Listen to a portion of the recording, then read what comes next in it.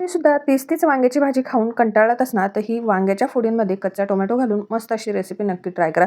इथे मी वांगे स्वच्छ धुवून त्याचे देठ कट करून मस्त फोडी करून घेतल्या. त्यानंतर जो टोमॅटो घेतलाय तो स्वच्छ धुवून त्याच्यासुद्धा फोडी करून घेतल्या.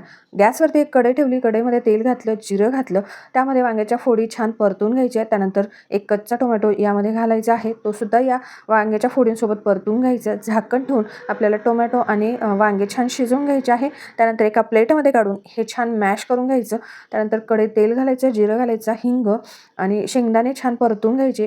कांदा घालायचा आहे. कांदा लवकर परतावा यासाठी मीठ घालायचं आणि लसूण हिरवी मिरचीचा ठेचा घालायचा, छान परतून घ्यायचं. त्यानंतर लाल तिखट, धना पावडर, हळद आणि गरम मसाला घालून छान परतून घ्यायचं. यामध्ये मॅश करून घेतलेलं टोमॅटो आणि वांग्याचं मिश्रण घालायचं आहे. छान मिक्स करायचं. थोडंसं पाणी घालायचं, मिक्स करायचं. एक मस्त 5 मिनिटाची वाफ द्यायची. वरून कोथिंबीर घालायची.